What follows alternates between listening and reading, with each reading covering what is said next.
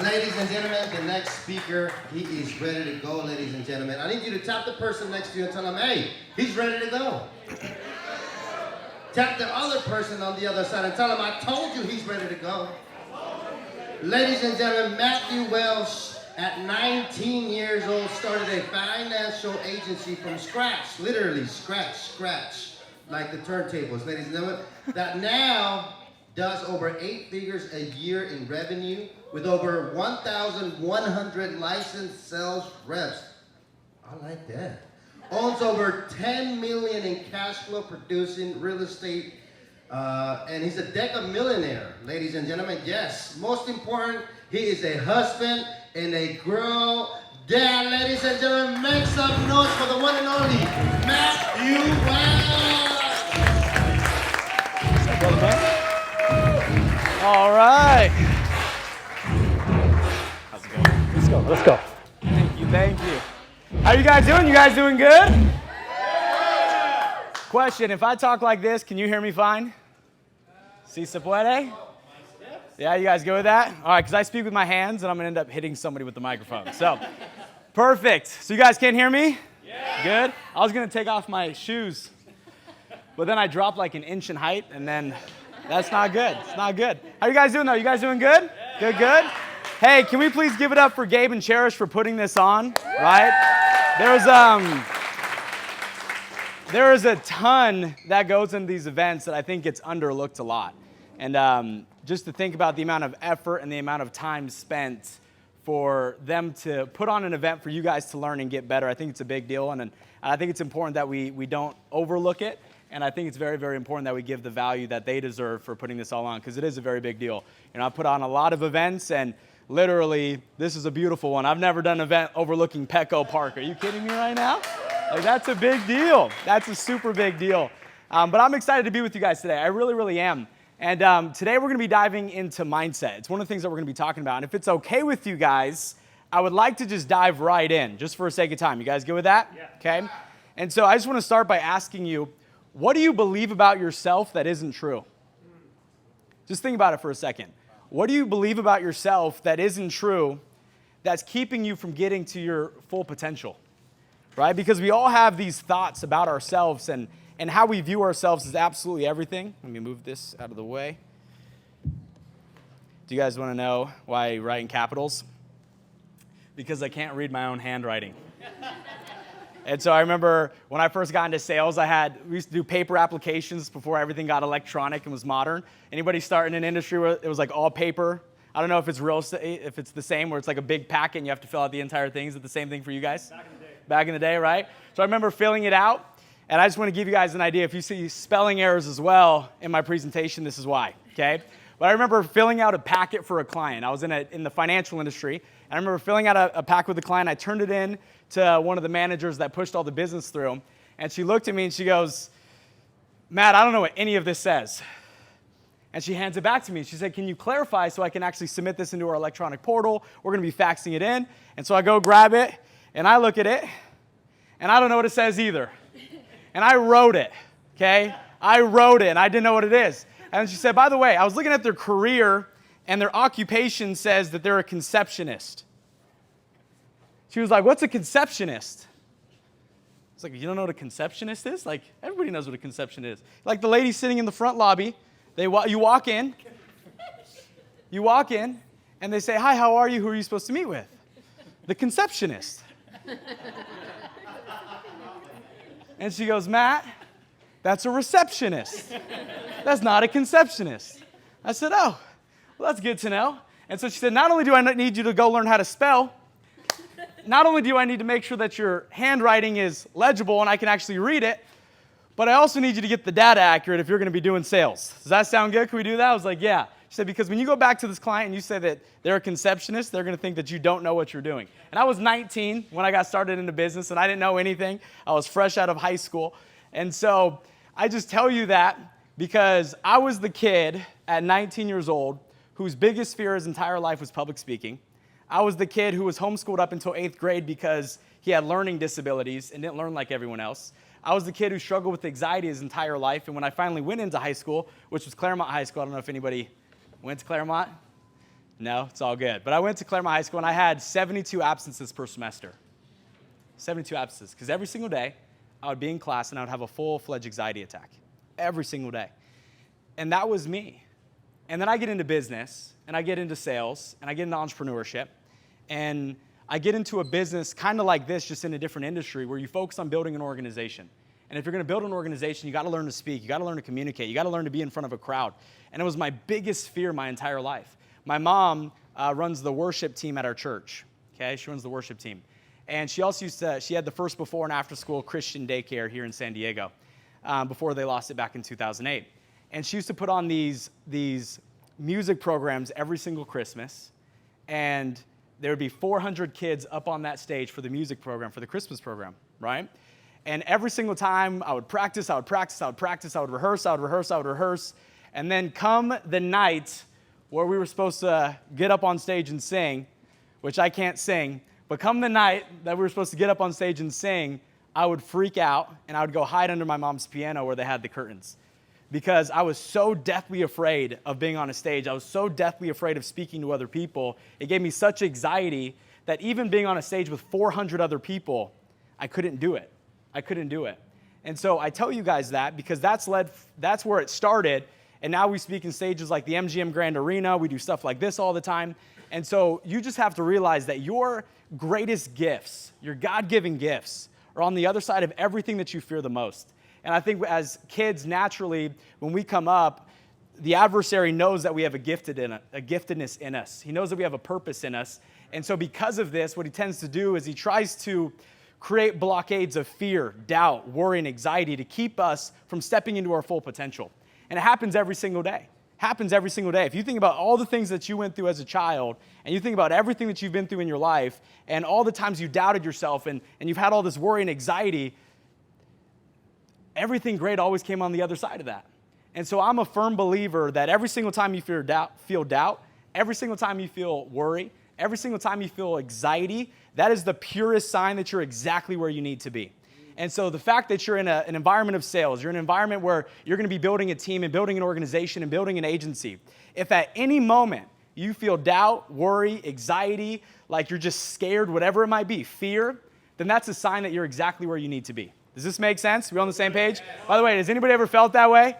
Where they're just like scared to talk to somebody? Yeah. I remember my sales trainer, the first time when I got into sales, she was like, all right, we need to start calling people. I said, perfect. And I grabbed my paper and I walked outside. She said, Matt, where are you going? I said, I'm going to go call him. She said, why don't you call him right here? She said, for 3 months you've been telling me you were going to call him. I said, and for 3 months I've been avoiding calling him because I was scared out of my mind. And so I just always avoided it. And so I started looking into why. Why was I so scared? Why was I so afraid? Why was I fearful to make mistakes? Why was I fearful to try? Why did I care so much about what everyone thought of me? And I went through those same thoughts, and I'm sure every single one of us has had those thoughts before. And so today I'm going to talk about some things that's going to help you get through that so we can become better and we can win. Are we good with that? Yeah. Okay? Because here's the deal. What it takes to win in any environment, what it takes to win as an athlete, what it takes to win in real estate, what it takes to win in the financial business, what it takes to win in any industry, it's the exact same thing. It all starts with our mind. Our inner world creates our outer world, and what dominates our thinking will determine the outcome of our life. And we will naturally move towards what we think about the most. We will always move towards what we think about the most. I don't drive race cars, and I'm really glad my wife doesn't, because she can't drive a normal car. Okay? She's on a girls trip, so she can't smack me, but her best friend might, right? But when you drive a race car, do you guys know what rule number 1 is in driving a race car? Don't look at the wall.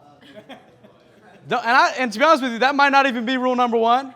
It sounds good for this message, so we're going to roll with it. Okay? But rule number 1 is what? Don't look at the wall, because you will naturally move towards what you think about the most. Make sense? So guess what? You're trying to avoid the wall, so guess what most people do? They look at the wall because they're trying to avoid it. And then guess what happens? They drift into it and they crash. Well, it's the same thing when it comes to avoiding failure. When you're trying to avoid failure, guess what you're doing? You're thinking about failure. You're looking at failure. And guess what you're going to start to move towards? Failure. And that's the opposite of what you want when you want to win and when you want to succeed in business. Make sense? Thumbs up on that? Am I just going to talk to you and you're not going to respond or what? So good. Everybody look to your neighbor, say, wake up a little bit. Look to your neighbor, give him a high five really quick. Hey, they got a stash of Celsius out there. I don't know if you guys are sponsored or what, but they got a whole bunch of Celsius. So if you need to put in your champagne, dabble it up a little bit, let's do it, okay? Let's do it. But I want you guys to write this down. There are winners. There are winners. There are losers. And they're just people that haven't figured out how to win just yet. There are winners, there are losers, and they're just people that haven't figured out how to win just yet. And let me give you my definition of a loser, so that way you can have a clear idea that this is not you. Okay? Losers tear other people down. They destroy people's confidence. They discourage people. And anything with the word dis in it means to take apart, dissemble, discourage. So when you discourage someone, it means you're taking apart their courage. And people who lack courage don't take action. And so if you're constantly discouraging yourself, it might be the reason you're not succeeding to the level in which you want to succeed. Okay? So there are winners, there are losers, and there are people that just haven't figured out how to win just yet. And I promise you, if you're in this room right now, and you're not someone that tears other people down, and you're someone that's constantly encouraging other people, and you're someone that's constantly pouring belief into other people, then I promise you you're not a loser. You're either on the winning side, or you just haven't figured out how to win just yet. And that's okay. Because every person who has won was once on the side of, I haven't figured out how to win. That's it. You don't think Gabe and Cherish at one point didn't know how to win? They just didn't figure it out just yet. But there is a code to winning. And once you crack that code, it makes it a lot easier. Because how you win at one thing is what it takes to win at everything. It's the same recipe. That's why you see someone like Kobe Bryant leave the NBA and literally win an Oscar. How crazy is that? You want to know why? Because the recipe for winning was the same. He just applied that recipe to a different industry. So the recipe that I'm going to go over with you today is the same amongst everyone. And it doesn't matter what industry you're in, what business you're in. If you apply the strategies that I'm going to go over with you guys today, it's going to lead to you winning, and it's going to lead to you succeeding at a higher level. If you're with me, say aye. Aye. Okay? So if you could do me a favor and click the little clicker thing. I don't know. Cool. I got to know what I'm talking about with you guys today. So hold on. Let me go back. Now, so first thing I want to talk to you guys about is what's holding you back. Because before I teach you the tangible skills on how to build your self-confidence, how to get yourself to execute at a higher level, how to keep your mind in a better place, we first got to understand why we're not operating at the level in which we could be. Because how many of us feel like we're working really hard, but we're just not getting what we want out of it? Anybody feel that way? Okay? Really? Only like 5 of you? Raise your hand. I'm going to pull it out of you. Trust me. I will keep asking you questions, okay? So raise your hand if you feel like you're working hard and maybe you're just not getting the results that you want to get. Anybody feel that way? Okay? Guys, I was there too. I remember, and people get stuck at different levels. There's people that just get stuck at the start and they can't get themselves to move. Then there are people that start to succeed a little bit, but then they can't go to a further level and then a further level. So there's different tiers to where people get stuck. For me, I got stuck. I was making around $150,000 in income. I was 20 years old.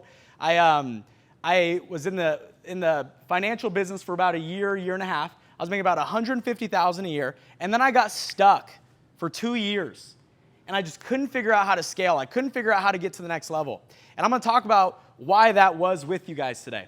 But first, I want to talk about what it is for you. How many of you guys have ever heard of an arrested development before? Anybody ever heard of that before? Okay.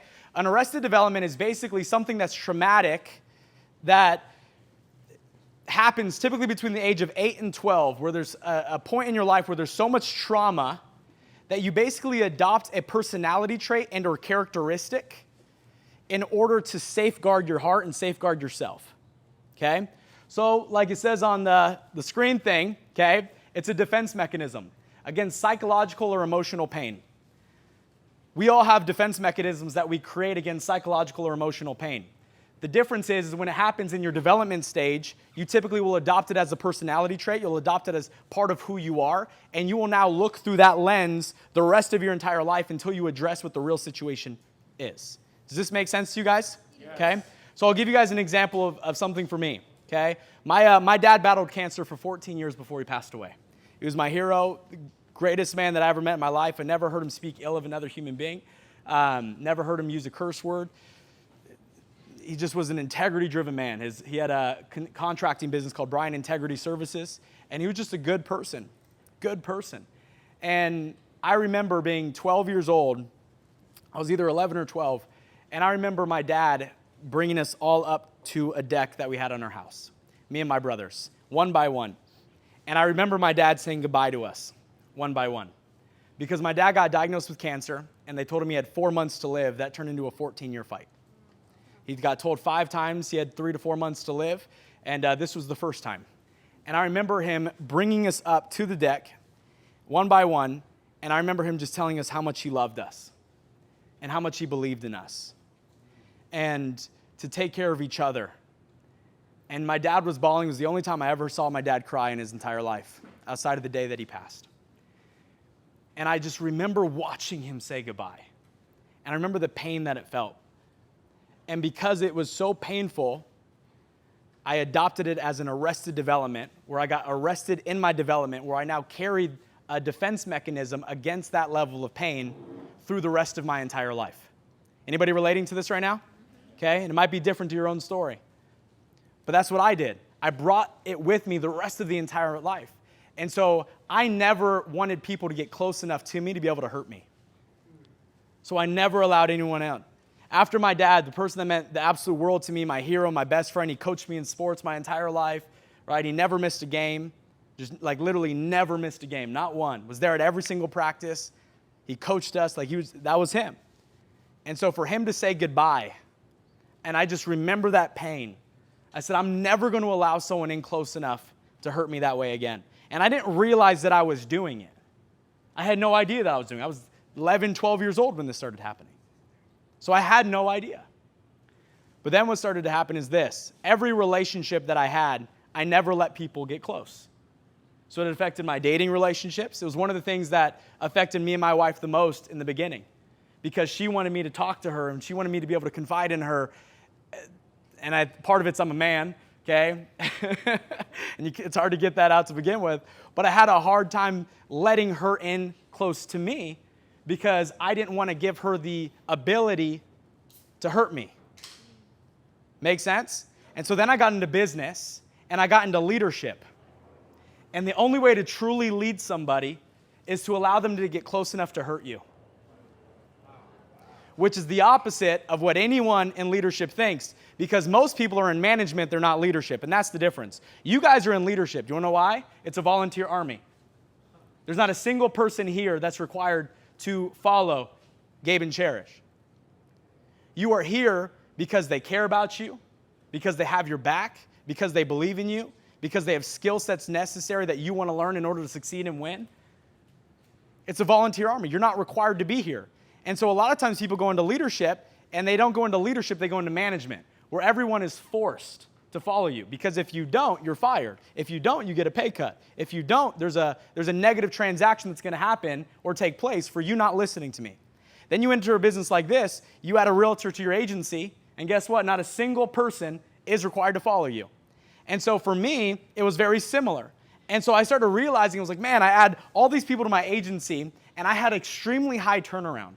Extremely high turnaround. I would help them get in the gate, and they would start to succeed a little bit, but then they would eventually leave me. And I was like, how come these people keep eventually leaving me? I'm working so hard to help them win. I'm working so hard to help them succeed, and they're just not seeing how hard I'm working in order to help them achieve success.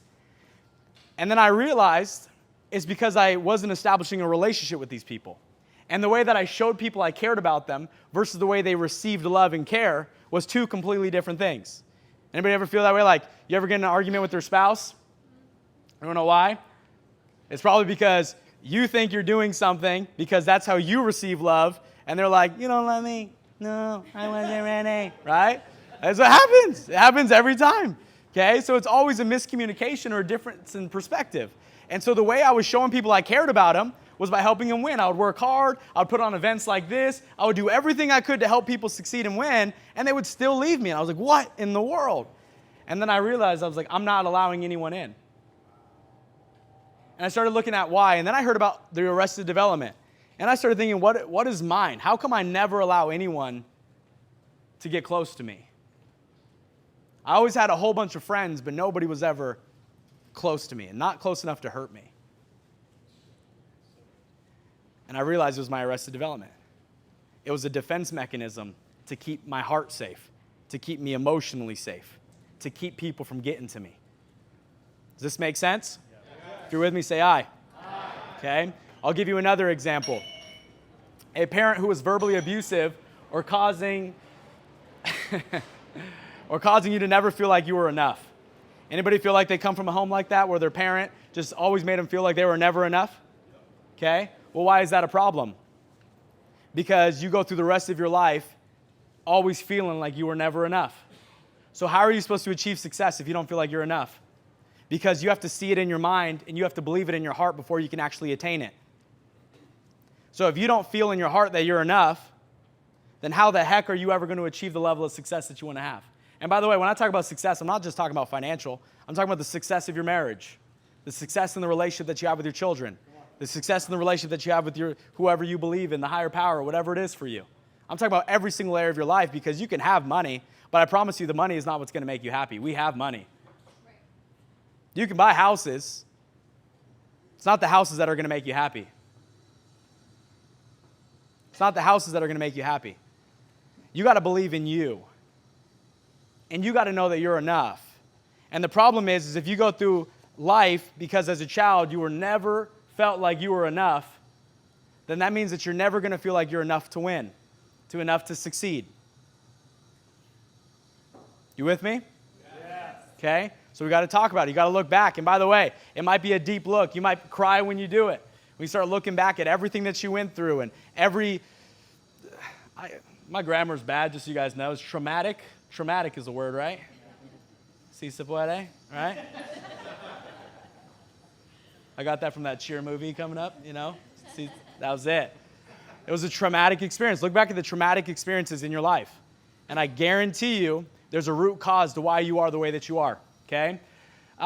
Failing and someone being too hard on you. This is another one, okay? If you grew up in a household or maybe you had a parent or a coach that every single time you failed, or even a brother or a sibling, right? That every single time you failed, they just made you feel like you weren't enough and that you didn't matter and that you're never going to be good enough. Well, then guess what? Once again, you're going to avoid trying. Because if they were always hard on you for failing, why would you try if there's an opportunity for failure? Because the only way to succeed is to first fail. The only way to succeed is to first fail. And by the way, I don't even look at it as failure. I look at it as a first attempt in learning. They say you didn't fail to create the light bulb. You just learned 1,000 ways on how not to make one. So I don't think it's failure. Failure only happens if you quit. Failure only occurs if you give in. Failure only gives in if you quit and you walk away. That's failure. If not, it's just a first attempt in learning. You are learning how not to fail. And to be honest with you, when it comes to succeeding is more about learning what doesn't work than it is about learning what does work. It's more about learning what doesn't work than it is about learning what does work. But if you're not willing to try because you have arrested developments that's keeping you from trying, then guess what? You're never going to step into your greatness. You're never going to step into your potential. Think about every single time you've ever gotten something right. I appreciate it. Think about every single time you've ever succeeded. It wasn't the successes where you learned something. You ever built a piece of IKEA furniture wrong? Oh my gosh. Oh my gosh. This was like before I had money to hire people to build stuff for me, to be honest with you. And I grew up in contract work. Like, I can remodel a kitchen, a bathroom. I can build a house. Like, I grew up doing it, okay? I thank God I don't now, you know, like, but I remember I got home one night. This was like when we were first coming up, and my wife was like, I got us this cute mini bar. Right? I was like, nice, where'd you get it? She's like, Amazon. First thing I went, I was like, it didn't come built. It didn't come built. And I was exhausted with a little Allen wrench because I didn't have my toolkit with me. So I have my little Allen wrench that they provide. And they're horrible, and I'm building this piece, and I'm like, all right, cool. And I'm like, once again, my arrogance was there because I built things like, man, I can remodel a bathroom. I can build a little mini bar. I'm not going to get anything wrong. These 2 posts and these 2 posts were in reverse. And they were the 2 posts that everything was tied to. So I had to build it, and I was like, and I had to unscrew everything and rebuild the entire thing. Okay? So guess what? What did I learn? I learned to read the instructions moving forward on IKEA furniture. Okay? I learned from the mistake. If I built it guess what? What if it was a bigger project, a bigger piece of furniture, and I've had the same mentality, but it was bigger? So thank God I learned on a small little mini bar versus something bigger. Okay? You guys with me on this? Look at your neighbor and be like, did you catch that? Don't go to IKEA. This is recorded. I'm going to get sued. Fantastic. Okay? Another thing is financial arguments in the home. Financial arguments in the home. Why is this big? Because if there was always financial arguments in the home, did that cause you happiness or stress and anxiety as a kid? So you might unconsciously have this belief about money, that money is the root of all evil. You might unconsciously have this belief about money, that money causes divorce. You might unconsciously have this belief about money, that money causes fights. And guess what you don't want? That same pain, anxiety, and fear, all that you were feeling as a child, you don't want that. So guess what you do? You avoid it. So every single time you have an opportunity to close a deal, you self-sabotage. Every single time you have an opportunity to add someone to your agency, you self-sabotage. And you end up self-sabotaging and self-sabotaging and self-sabotaging. You don't even know you're doing it. Okay? We have unconscious rooted beliefs, subconscious rooted beliefs that we don't even know that we believe because it's not on the forefront of our mind. Because you can consciously want something. I consciously want to be wealthy. But subconsciously, I look at money in a negative way. My blueprint for financial success is that money is the root of all evil. Money doesn't buy happiness. So if your subconscious is money doesn't buy happiness, if your subconscious is money is the root of all evil, and all we want as human beings is to be happier, then you could be unknowingly sabotaging all of your success because you look at money in a negative way and you don't even know you do it because consciously you want it, but subconsciously your conditioning is off. And it could be towards arrested developments. Could be because of arrested developments that we've experienced in our lives. And I know this for me. I come from a family that struggled. My mom had a daycare, and she lost it in 2008. And my dad was a contractor, self-employed. He didn't have employees or anything like that. He was just self-employed. And the only reason he was self-employed is because, A, he wanted to make sure he did honest work. He didn't believe in screwing people over and everybody else in the space he just felt like did. Okay? He used to own Pacific Automotive down off the 5 freeway. And he started it with a partner. His partner did one bad transaction. He said, I'm out, took his car lift, left. And then built an entire house around a car lift. I'm not kidding. It's still there. Okay? But where am I going with this? I don't know, because I forgot. What point? Oh, there we go, financial arguments. So what is my point? Hey, I'm a human. I forget too. You just got to learn to laugh at yourself. Do you know how you get good at public speaking? You just admit that you're bad at things. Because then you stop caring so much about what people think because there's nothing that they can say about you. I learned it from Eminem. You ever see 8 Mile? What are you going to say? He talked bad about himself. Now you have nothing that you can say. Okay? So my point is I come from a family that struggled a lot financially. And one of the reasons is because we just had a lot of things that went on that was negative, dad being ill, the whole 9 yards. And so I looked at money in a negative way. And every single time I tried to earn it, I found myself self-sabotaging. Every single time I got to a point where I had more money invested or saved than I ever did before, I found myself self-sabotaging my own success. I found myself putting myself in a position where my back was against the wall because I needed the fight or flight because that was my conditioning. Does this make sense? Okay? So I want you to dive into what that is for you. So how do we fix it? How do we fix it? I'm going to give you some tangible things that you can do to fix it. If you can click the thingy. Everybody say, click the thingy. Click the thingy. Perfect. So, how do we become better? How do we fix it? Okay? Obviously, the first step to fixing it is diving into our own self and self-reflecting a little bit and figuring out, okay, what is my arrested development? What are the traumas that I've been through in life that's causing me to see the world through a negative lens, right? But then there are also some things that we can do to help compensate for it, and there's also some things that we can do to help improve so we can succeed once again at higher levels. The first thing that we have to do is we have to change our labeling. Change our labeling. I want you to remember this. There's no such thing as a positive or negative situation. There's just a situation, and how you label it determines whether or not it becomes positive or negative. Because everything's perspective. If I said, what's here? What does this look like? What's on it? You might say nothing. You can see through it. Like, is that chicken feet stamped all over it? Nope, that's my writing, okay? But you might say, oh, it's just a piece of paper. There's nothing on it. But from my perspective, there is something on it. So there's no such thing as a negative situation. There's just a situation, and how we label it determines whether it becomes positive or negative. So that's number one. We got to change our labeling. Can we learn to label everything as a positive? But more important than that, we got to learn to change the labeling that we have with ourselves, okay? On 4th of July, we had a pool party at my house, and a woman came over with her husband, and I love this couple. They're just incredible people, okay? She's someone I just recently started mentoring and coaching in business, and they were coming over to our house, and her job was to bring the gluten-free cake. So we don't do gluten or dairy in my house, okay? There are some good gluten-free cakes out there, by the way. I didn't believe it either. But her job was to bring the cake. And so they live downtown. I live in Rancho Santa Fe. It's about a 35, 40-minute drive, depending on what part, okay? And so she gets all the way to my house, and she forgets the cake. And her husband comes in, and we're swimming in the pool. I'm like, where is she? And she said she went back home to get the cake. I said, dude, it's a cake. Who cares? Like, it was like this big. Like we could just dismiss the cake. He said, I know, but she made the commitment, so she wanted to go get it. And so the following Monday, I was doing a mentorship session with her, and I just started noticing that she had these language patterns where she talked negative about herself.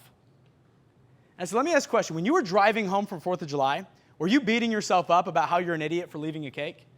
I can't believe I always do this. I'm so dumb. I always make mistakes like this.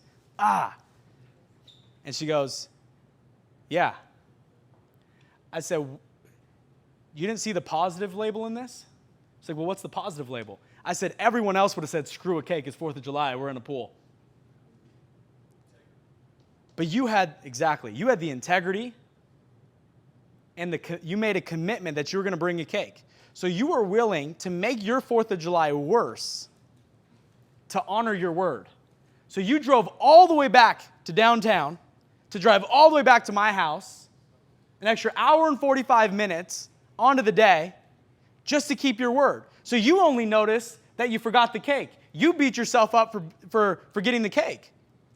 You looked at yourself in a negative way because you forgot the cake. When you could have looked at yourself as a champion because you did the things that other people weren't willing to do. You could have started looking at yourself as a winner. You could have looked at yourself as a winner because you were willing to go the extra mile when everyone else would have said, screw it. So good, man. So good, man. We have to change our labeling with ourselves. And how many times do we do this in every area of our life, not just in a simple cake? Because how we do it on the cake is how it's going to reflect us in every other area. You go into an appointment with a realtor. This is going to lead me to number 2, I think. Yep, it does, okay?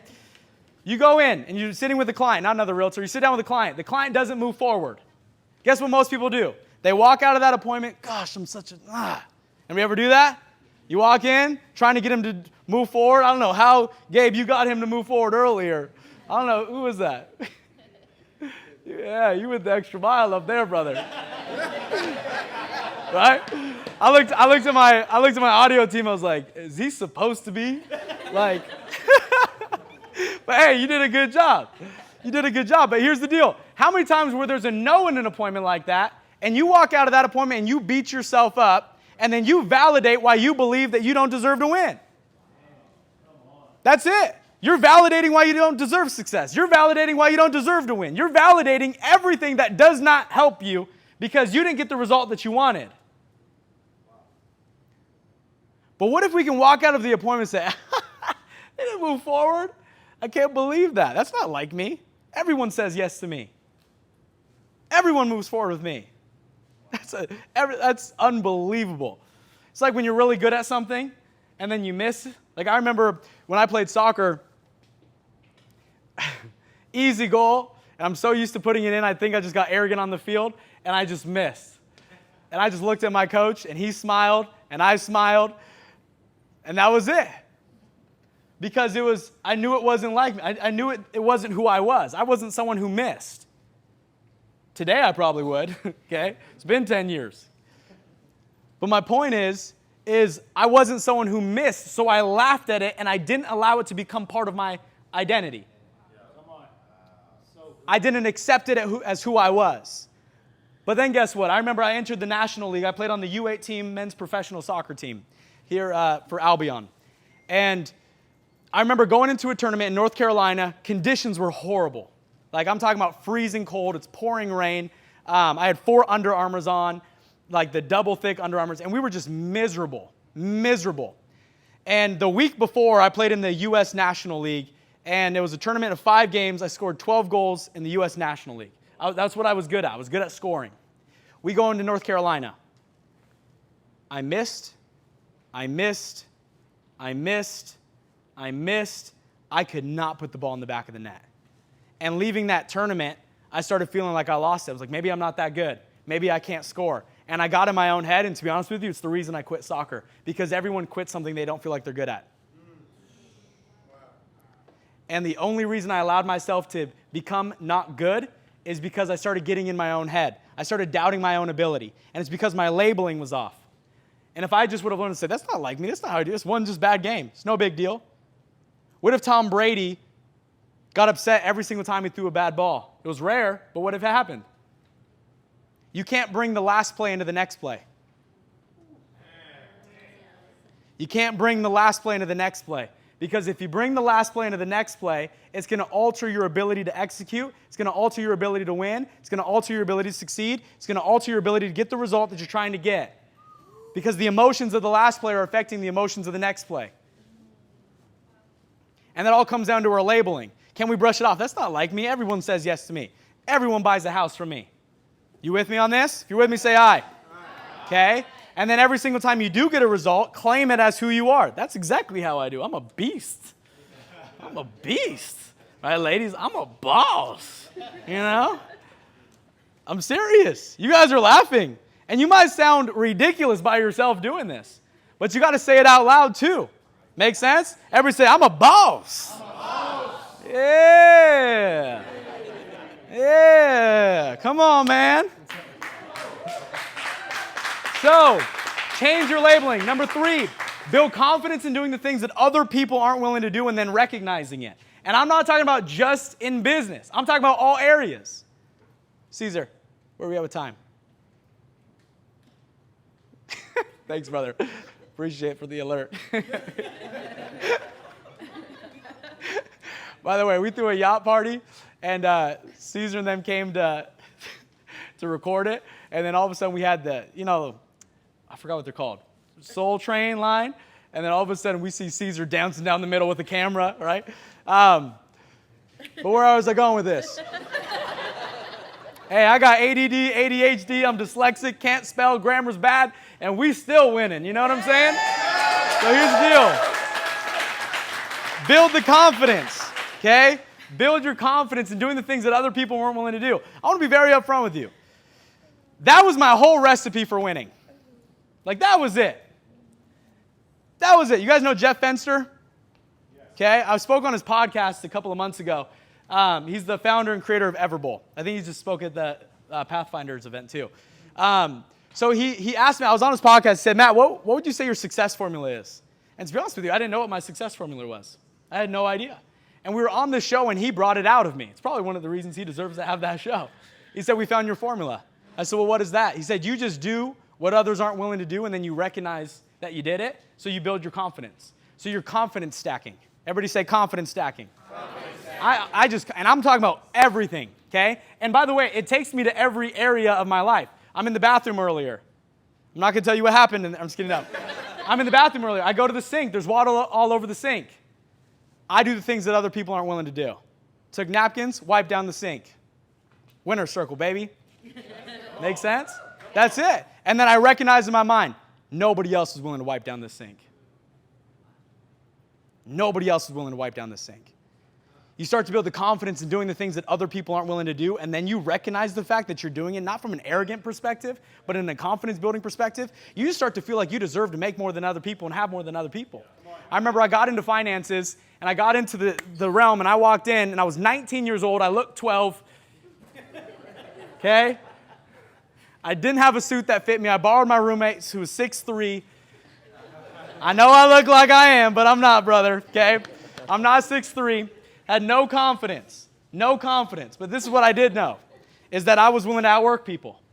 I said, I might not be talented, more talented than these people. I might not have more skill than these people because I'm 19, fresh out of Claremont High School. Still nobody's going to give me any, nobody, not one of you, okay? Dang. You didn't want to go there either, you know? Fresh out of Claremont High School, I didn't know left from right, up from down, 19, look 12, 6'3", roommates, suit on, and his shoes, clown service, okay? And I walked in, I was like, all right, I don't have a lot that I can bring to the table, especially because everyone in the office was 50 plus. I said, this is what I'm going to do. I'm just going to outwork everyone. I'm going to build my confidence in outworking everyone. And so that's exactly what I did. I said, all right, who makes the most money? They said, that guy. I said, cool. I'm going to do more than him. And so every day I started showing up earlier. I started leaving later.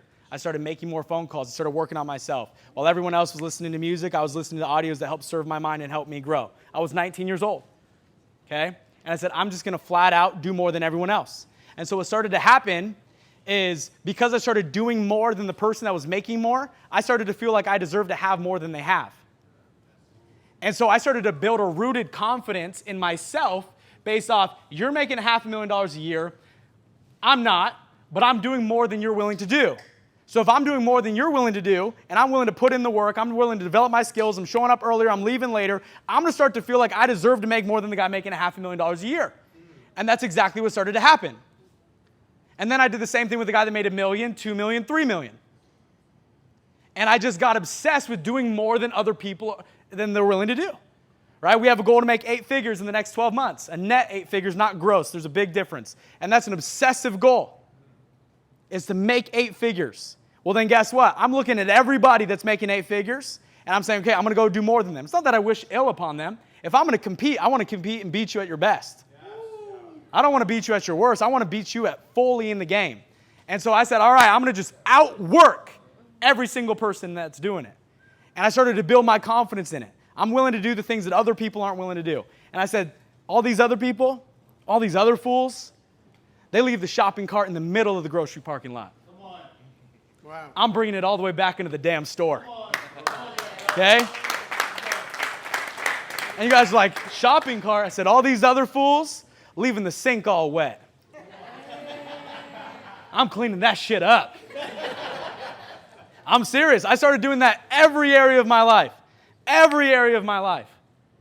I brought that into fatherhood. I brought that into being a husband. Every area. If I'm going to give a business 120% of me, you bet your ass I'm not showing up and giving my daughter 90. Okay? You got to build confidence in yourself by doing the things other people aren't willing to do.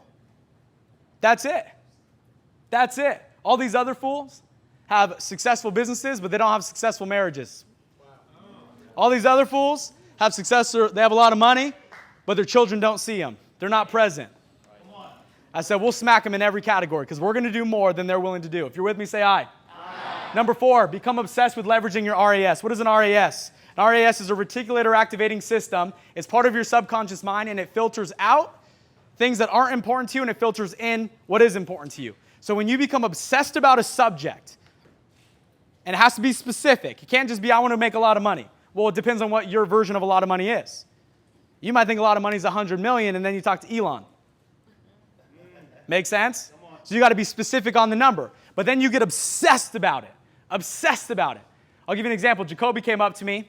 He told me 4 times in 2 different conversations his vision.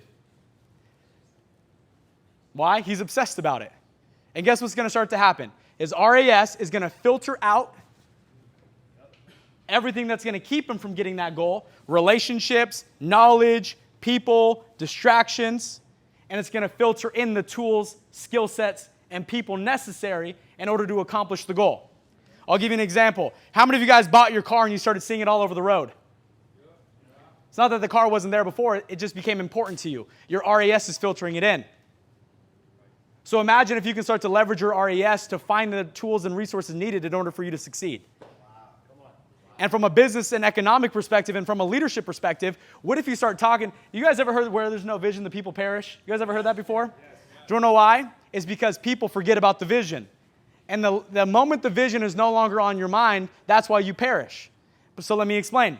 If I'm in this room and I said I had Jacoby's vision, okay, which was a bunch of licenses, I forgot what it was, okay? Let's just call it, I think it was 100,000 licenses. Was that right, realtors? Something like that. We'll just call it that. And if it wasn't that big, now it is. You with me? So 100,000 realtors. If that was his focus, if that's what his focus was, that was his obsessed focus, then guess what? Now what's going to start to happen is people are going to show up in his life that will help that vision come to reality. But even more important, if he gets up here on the stage and he casts that vision, now you're thinking about his vision. So not only did he enroll his own RAS, he got 150 other people thinking about his vision too. And now 150 other people are thinking about his vision. Now their RASs are going to work to filter in what's needed for Jacoby to get his dream.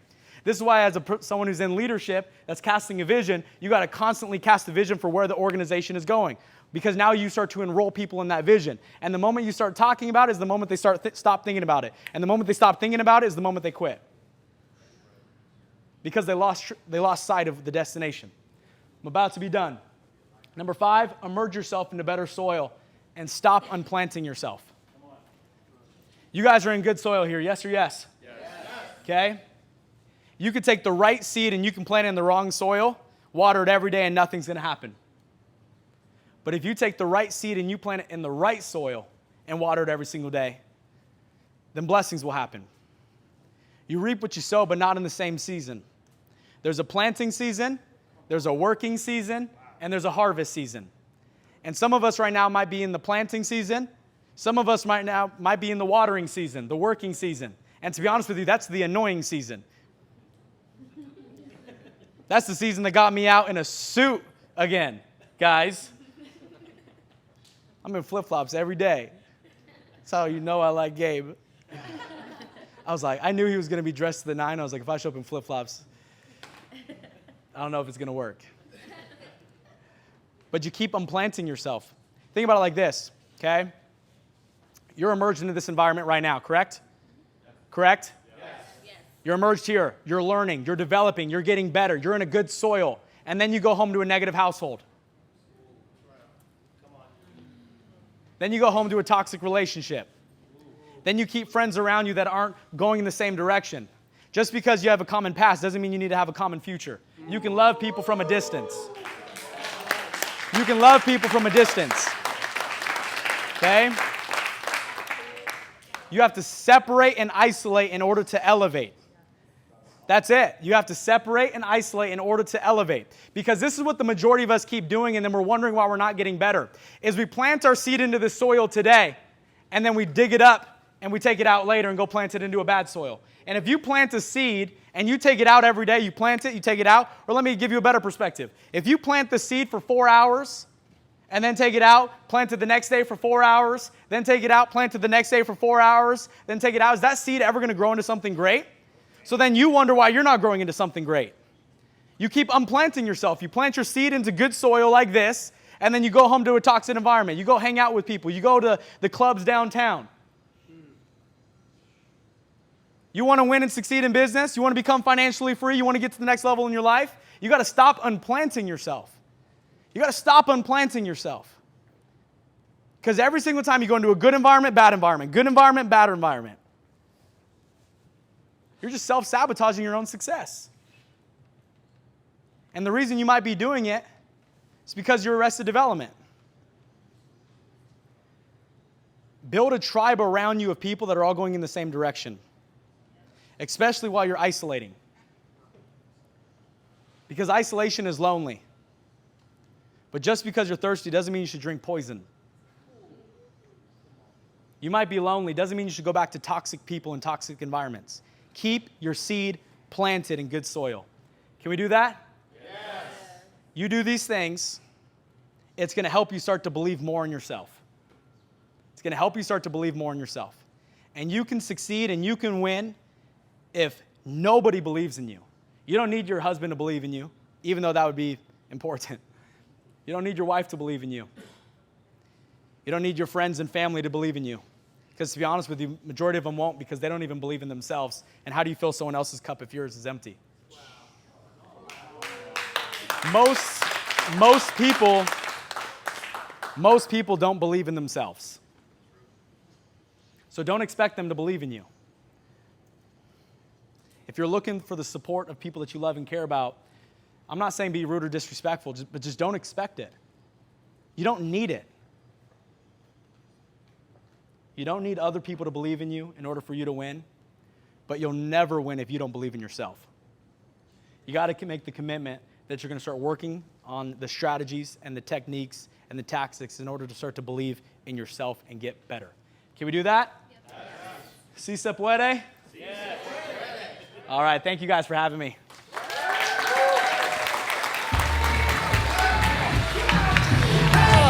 Oh, my brother. You killed it, bro. I appreciate it. Thank you, man. You guys are rocking, bro. I'm proud of you guys. Appreciate that, man. I owe you that. Oh, you don't. Thank you, bro. But I'll ask.